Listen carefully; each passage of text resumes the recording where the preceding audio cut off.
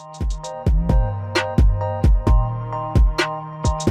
right. Hey, everybody, what's happening? It's Ed O'Keefe, and welcome to this edition of the Ed O'Keefe Show. This is going to be kind of a random one. We'll see where it goes. I wanted to talk about a few things. My son Michael and I just got back from Florida, and he had a volleyball tournament, or not a volleyball, he had a golf tournament down there. I guess half the other stuff we do in my household revolves around volleyball, so so I usually end up talking about that. There was a lot, anytime I get an opportunity to travel with any of my kids, specifically around sports or something that is geared towards their journey. And I have this a lot with Mike. Obviously, he's at a great age. He's 16 years old. He's halfway through sophomore year, competing in golf, doing well in school, good kid, good things are happening. And, nowadays too, if you're a parent, you'd probably recognize that, like, having good quality conversations with your kids is, I shouldn't say it's tougher than it used to be, because I don't know what, I didn't live, I don't remember having deep conversations with my dad growing up. But one thing that I find, like, with technology and the speed and ease of, whether it's, Instagram, or really I think it's Snapchat and TikTok, that has their attention so, wrapped, it's hard to have really good conversations. And so, one of the conversations that Mike and I had was around this concept of, we were talking about work, we were talking about business and money, and he had asked me a question. He said, well, Dad, is this person, he named somebody's name, is this person wealthy? And actually, I don't even think we were talking about money. We were talking about something else, and I was saying this person owned their own business, and then his question followed up with, was that person wealthy?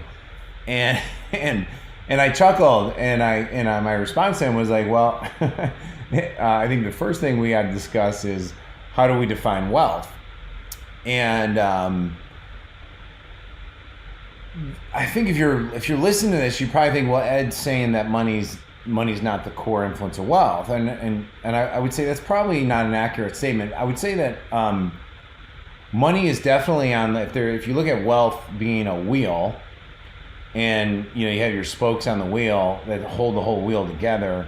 Money is definitely something that has to be and plays a large part in our society, because it is the medium of exchange. It's what we use to buy things, get things, secure our abilities to function in our society, right? If you don't have any, or the less you have of it, based on your needs and wants and desires, the more difficult it is to get those things. When it comes to health and out-of-pocket options, recognizing that having money allows you to get access to things that not having money doesn't allow you to have. Something I have to point out to my kids a lot is, like, you being around your dad so much, and me being able to do these other things, is a direct effect of I have a business. I don't have an employer. My business requires me to have responsibilities in the business, but the 9 to 5 or 8 to 4 or 7 to 3 or whatever that time commitment, I have more flexibility in my time, which frankly a lot of people do nowadays, even if they have employers. So it's not a judgment statement. It's just a recognition of, money buys freedom in a lot of cases, and flexibility. And so but it's not, if you feel like that is the thing that's going to create unlimited happiness, and that is the thing that, a young man or young woman early on in their life believes that is the tail of the goal, It's definitely going to be one of those things that I would believe is going to cause a lot of shallow phase in like it's just a really tough journey because the phrases of the things that you really value the most you can't buy, right? There is that phrase, but then there's the other phrase of that if you have a problem and money can solve a problem, you no longer have a problem, right? But there's certain problems that money can solve. So it was interesting to kind of talk to Mike about looking at wealth in a bigger picture. And so obviously in our life, I was fortunate to grow up in a really big family, 12 of 13 children. My dad was an electrician. The tale I like to tell about my dad is, he worked 40 hours so that he had the good fortune of having the ability to work overtime on the weekend, and I may have some of that wrong, but I don't think I do have that wrong. I think he was just one of those old, hardworking guys that had so many kids, and the shouldering of responsibility had to be super heavy. He's passed away now, and it'd be interesting to have a glimpse into when he was my age, 46 or 50 or 55, and carrying that weight. I mean, some of my siblings would have a perspective on it that I obviously don't, because they had to carry different weight as well when they were growing up in a big family like that, living on an electrician salary, all kids going through a blue Catholic school. But I vividly remember, and so coming full circle on this topic, like I vividly remember the conversation, my mom saying, like, we might not be rich monetarily, but we're rich in love. And we bought into that. I bought into that. That was a good enough statement for me. I thought everyone's household said that, It wasn't until later when I brought that up in around some of my friends prior at the age of 13, and they looked at me like I was nutso. But I never doubted that. And then Nola and I, like, in our family, would say that there's no question in my mind that the family wealth and the love of your siblings or your parents or your extended family or whoever you consider family, and sometimes you replace family with close friends and in that tribe and that community, which actually brings us on. This is an interesting topic. On that topic is so actually, like later on that next day we were golfing because Mike's on there for a tournament, so we were doing a practice round, and it was gorgeous weather. We're in Florida, it's 75 degrees, and Mike's asking me about, hey Dad, why haven't we ever moved, or have you ever considered living in Florida? Okay. And so, like, Mike was asking me, like, hey, Dad, have you ever considered living in Florida? And my real answer is no, I really never did. And even though as I get older, I do, especially now that he's a golfer, wish that we had more opportunity to be south, whether it's Florida or any of the other surrounding states that have more warm weather, because when you have a kid that's passionate about something, you want to give them an opportunity to experience it more often. And also, there are slight edges in life. It's probably a topic for a different show. But like, if a kid's playing a sport 5 days a week, 48 to 50 weeks of the year, and there's a kid, same skill level, same talent, but he's playing it only 32 weeks of the year, the kid who's playing it 50 weeks of the year is going to have a compounding advantage over time, assuming they both love it, assuming that, everything else being the same, just the person who's got more access to the weather and is going to have an advantage. There's just no way. I mean, that's just reality, right? But one of the things I said to Mike was, like, well, is good weather. So he asked me, he goes, later, he goes, well, does good weather allow you to live longer? And I said, well, there's I'm a freaking longevity expert. So I don't know. I'd have to look that up on I'm sure some of my good friends have the answer to this, right? So the answer though, if I have this correct, the little bit I know about I think it's blue zones where people tend to live longer. right? And I believe, I may be wrong, totally might be wrong on this, but I believe that community and family are two of the key factors that that allow people to live, beyond, say, 90, 100 years, right? Does I think Blue Zones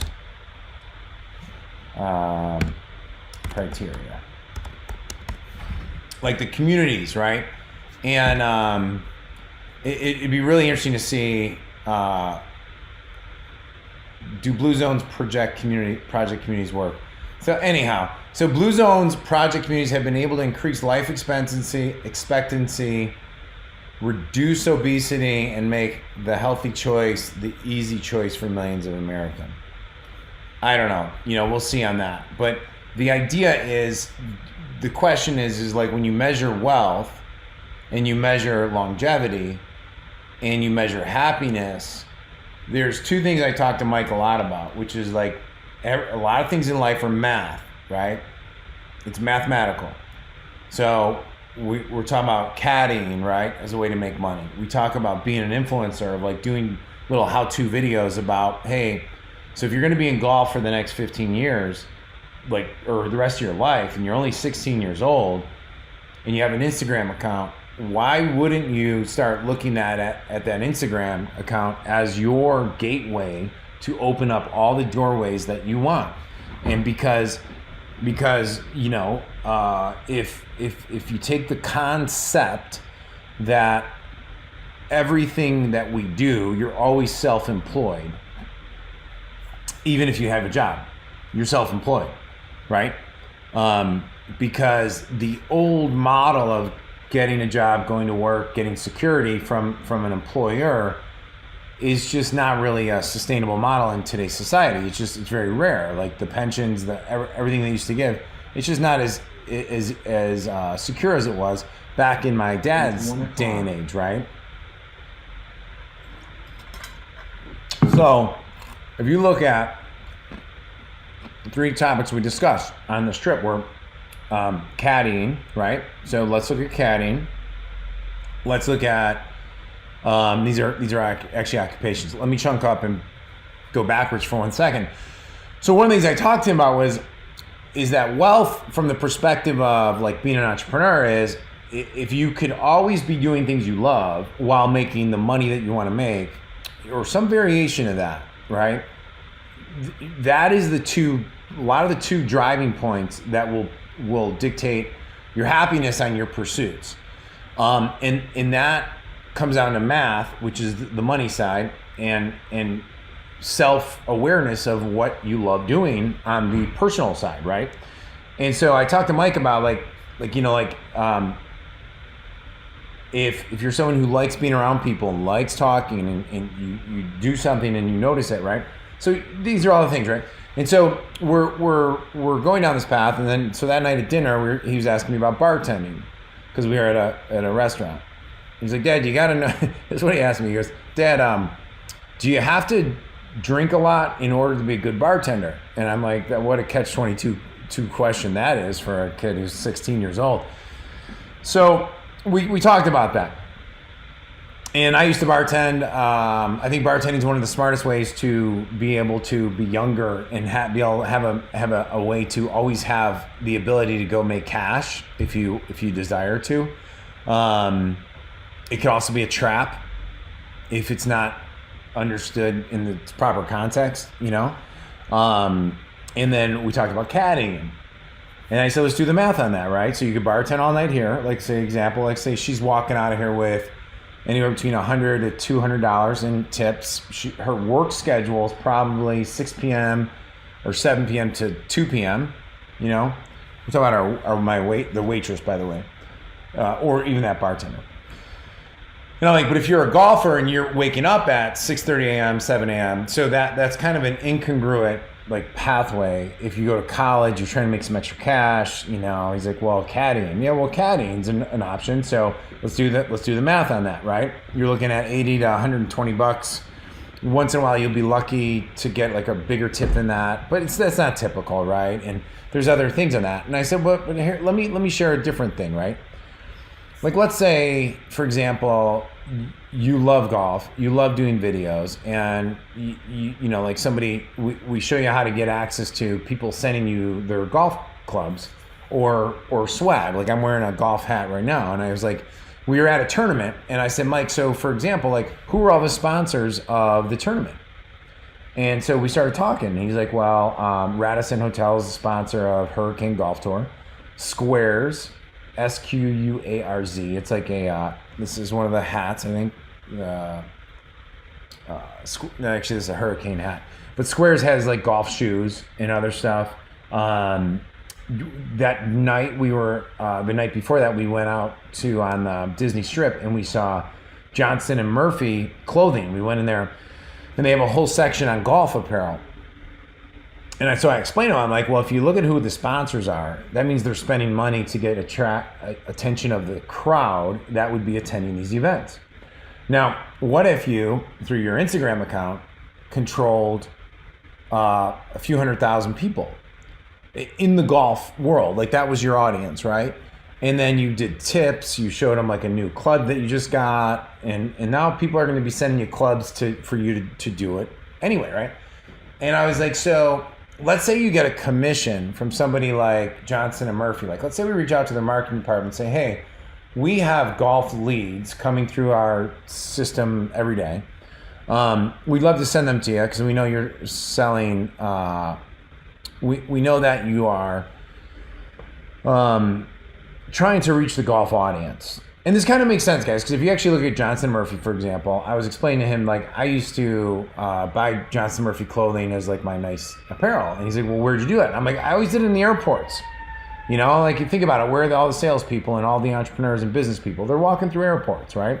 And I'm like, they used to be downtown, but they're all probably closed down now. So a big company like Johnson and Murphy, without me guessing, they're probably niching into golf. Why? Because golfers have money, they spend money. It's a smaller but bigger audience, meaning I can get access to them through partnerships and media buys, and I can target their influencers. So I said, Mike, this is how you do it. We would go buy all the golf stuff. You get new Johnson Murphy shoes, you get new Johnson Murphy golf apparel, and then we'd shoot a series of videos in the apparel, where you are, before ever getting paid, you are now endorsing and repping their brand. See, the reason why most influencers don't get this is that most influencers do the opposite. They start asking for free stuff. Like, I'll rep your brand, I'll do this, blah, blah, blah. But here's the deal. They're getting pitched by 100 people that way all the time. So if you were able to build your audience, which we know how to do, we can grow your audience, you give first, you're now repping the brand. I'll come back to the whole dollar per hour thing in a second. And I said, Mike, well, I'm like, if you think about it this way, now let's do the math on something. Let's say now you get paid a commission on every golf club you represent, like 10%, 15%. I said, what's an average like driver, a really good driver worth? You know, and he's like, well, like $600. Okay, so let's say you're getting 15 to 20% on that. I don't know if it's high or low, guys. I'm just playing with numbers real quick. Anything below 15% is not really worth promoting because you're doing such heavy lifting to get them a customer that if you're not getting a higher commission than that, you're probably just you're waste. You just go find a better margin partner. You know, someone's going to pay you more. But like, let's say you do a video one day and you sell one golf club. You know, you only got 30,000 fans. One person likes it. They click through your link. They go to your bio. They click through your link, and all of a sudden they buy your thing. Boom, $600. You got paid 20% of that. $120 goes into your bank account. It took you 15 to 20 minutes to do the whole video. You grew your audience. You created value for people, and you now just got paid. I'm like, your other options are you go bartend. You're there from 6 p.m. to 3 in the morning. You screws up your cycle for what you're trying to do in your dream. Caddying's positive too, but let's look at the alternatives here. You either become the center of influence who has influence over crowds, and you can move them in one direction or another, or you become just somebody who's transacting time for money. And that's okay. But it's very, very hard to get super far ahead if you're always measured based on your dollar per hour, which is it is. Like if you go get a job as a caddy, it's a really good paying job for a teenager and even an adult for the right people, if they love it and they want to do double loops and all that stuff like that. So it's all positive. So there's nothing negative about any of those options. I loved bartending. I think one of the best things about bartending is you could walk in any city, anywhere, and have a group of friends. And I explained this to Mike. I go, like, you see that, like those waitresses, you see the bartender there. If you worked here, like starting next weekend, those would be your new friends. Like you'd have an instant community. So there's communities in everywhere, right? Same thing is on a country club. Like you do that you work at a country club, but you just got to know, what I like and what's the math and what's the layout of the land. So that was a conversation we had about just some of those things. And the reason I brought up Johnson & Murphy is because sometimes those marketing companies, and they may be too big to even have this conversation, right? But they also might be big and dumb. Meaning they got dumb money. They might be trying to spend a ton of money in this audience, and you might be somebody who's showing them away. So it's very, very interesting like that. Now, I should do a podcast. My brother-in-law, Brian Farley, sent me an Excel sheet probably 5 years ago on an Excel sheet he created. I think he was teaching a class or something like that. Brian sold a company. I think it'll come to me in a second. I want to say Venus. It was a varicose vein company. He started from scratch. I think he's a biomedical engineer. I could be wrong on that. But what Brian did is he broke down like the true value of money. And I want to give this a separate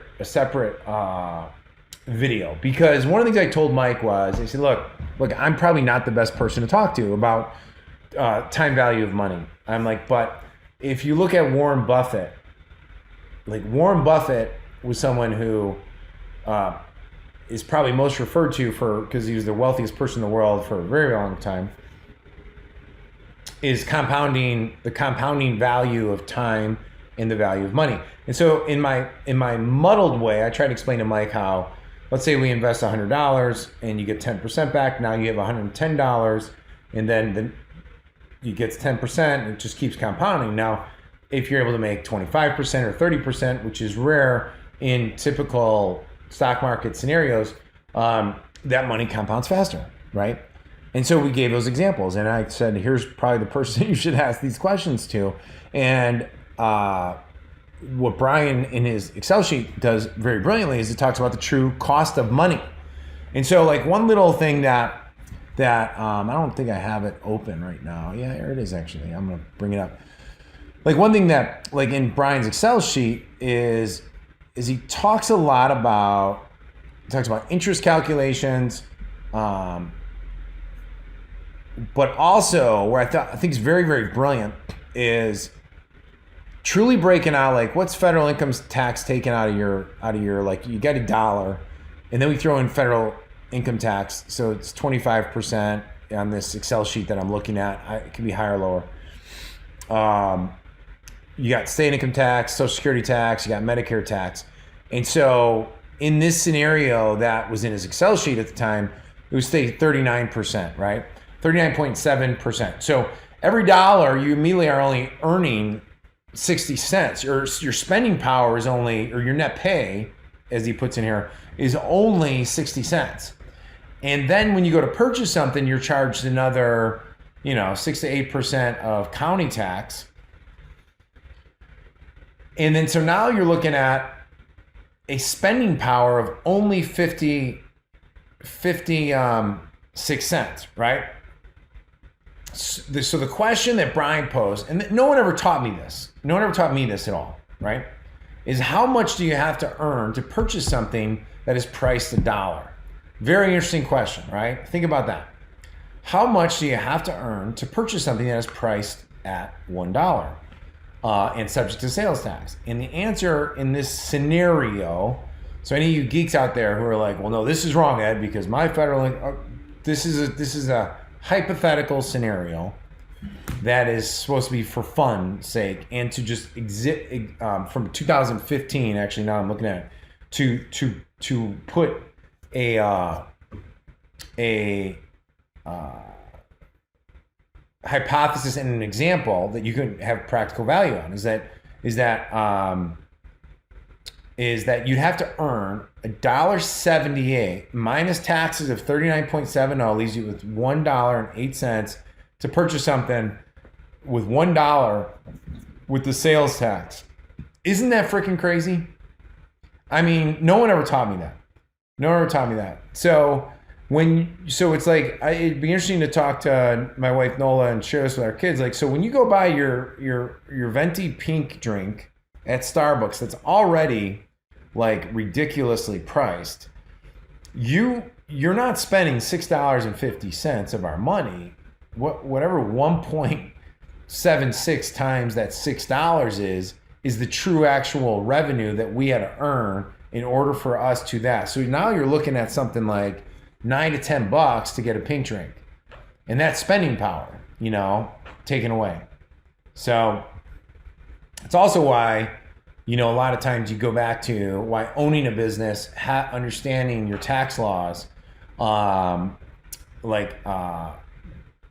allows you to make acquisitions and acquire things that you could utilize, obviously following the law properly, but to get the tax breaks that are legally given to those who are willing to take risk and start a business. So that was our conversation on wealth. Now, there's more to talk about that. Like, we didn't even talk about health. We didn't talk about physical fitness. We didn't talk about a lot of things that make sense. But as you get older, one of the things, I wrote about this in my book, Time Collapsing, is that most people, like it's part of, or my book just disappeared on me, but it's one of the things that in Time Collapsing I wrote about in the last chapter. I got it right here. I wrote about in the last chapter because it was the conclusion of my book was called Death as an Ally. And the concept is that most people live like they're never going to die. And so where you can harness the power of, the thing that we're all going to experience at some point to actually create a sense of urgency and a sense of clarity and purpose, which I think is so easy. I'm most guilty of this, of losing track of, right? Like losing track of, like this thing we think, okay, next year we're going to do this and this summer we're going to do this. Well, it's only as guaranteed as it is, which we don't know when or how much that is, right? But in Bronnie Ware wrote a book called The Top 5 Regrets of the Dying, a life transformed by the dearly departing. And I think she worked with people that were going through hospice or were in hospice. I'm sorry. She was or is a hospice nurse. So she wrote this book. And regret number 5 in the book, this is from Bronnie Ware's work. She said, regret number 5. I don't know if you guys can relate to this one, but I could relate to this one. Number 5, I wish that I had let myself be happier. I wish that I had let myself be happier. Most people walk around with an idea that says, when this happens, that happens, and then this other thing happens, then I'll be happy. And Tony Robbins has talked a lot about this. But if you think about it, it's like that's a rules construct, which means like, well, once this happens, and then this happens, and then this happens, then I'll be happy. So it pushes off that sense of accomplishment and feeling down the road. And I'm far from perfect at this. So I'm sharing this as a student and as somebody who's just sharing it is, how do we flip that? Because really no good decisions come from feeling bad, right? They just don't. And so in a world full of like, especially, and I worry about this with our kids, is like in a world filled with somebody's always got it better than you. Because all you got to do is look at their social media accounts. They definitely have it better than you, right? And I'm saying that kind of tongue in cheek. This could be a really tough one if you never let yourself be happy. Regret number 4, I wish I had stayed in touch with my friends. Now, when I reread this today, I immediately thought to myself, wow, we're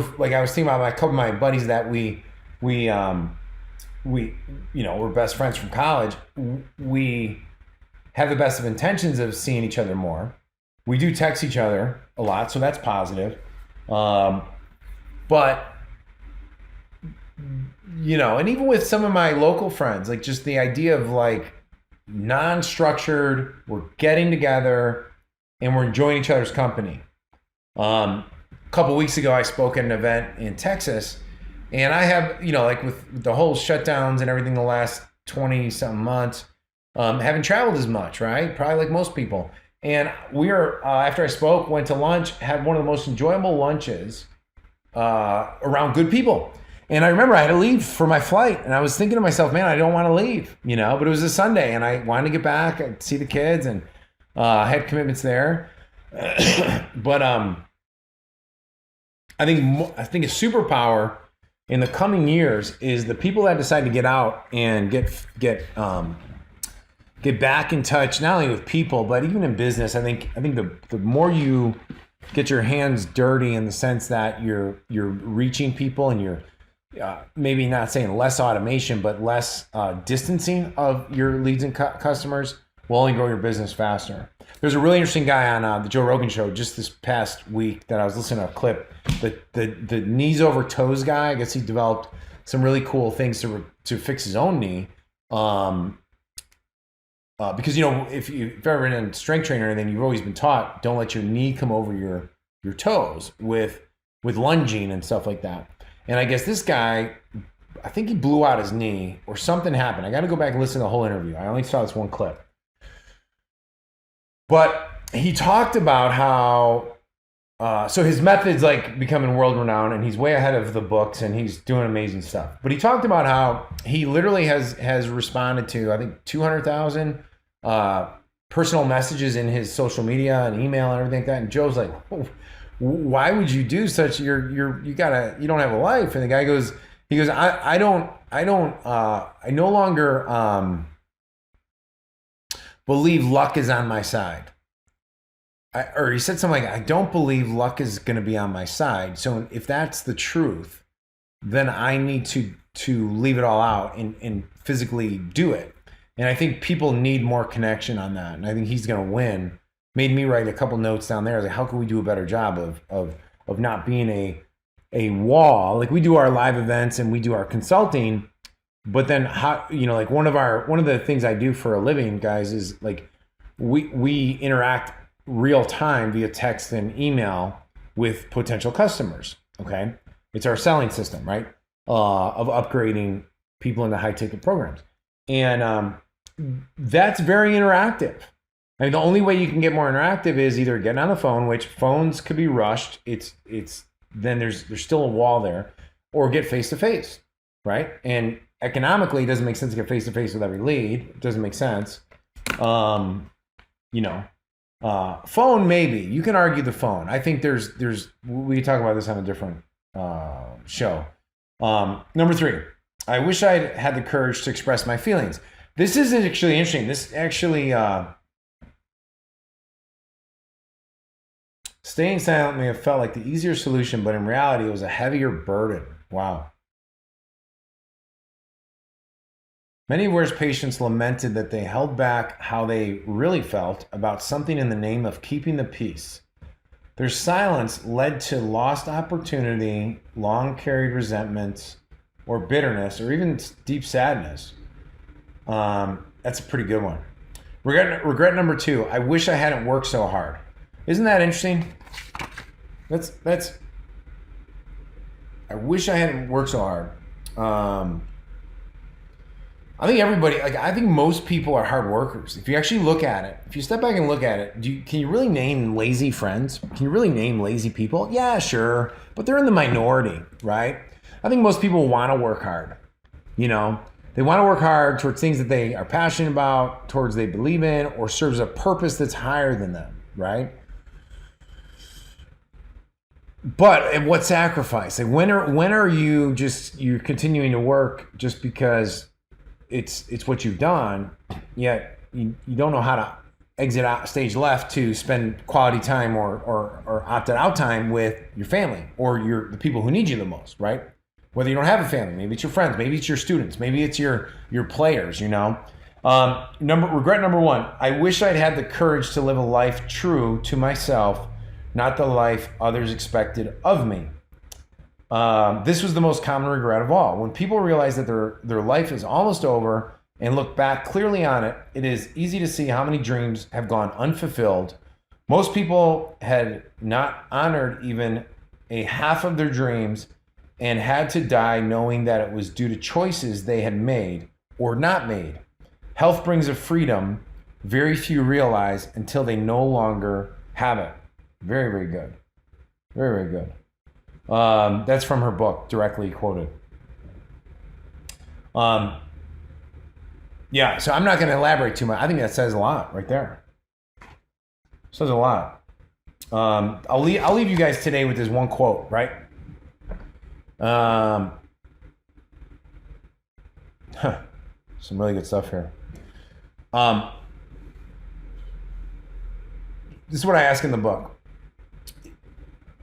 If you remain in the traps of life, you will continue to seek certainty before you are allowed to truly do what you want to do.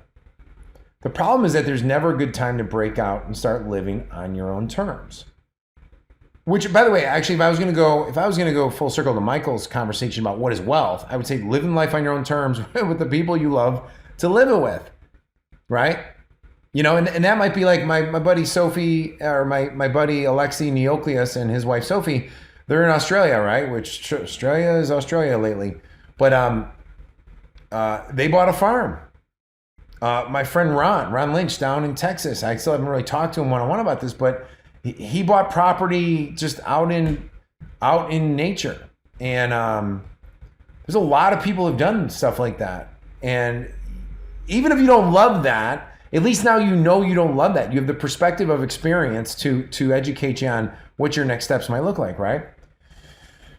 And we had a mom of a girl I coached told me and my wife when she came over, and she said, the only regret I have is waiting till now to start doing things for myself. Now the girls are out of the house and I don't know what I enjoy. That's a big one, right?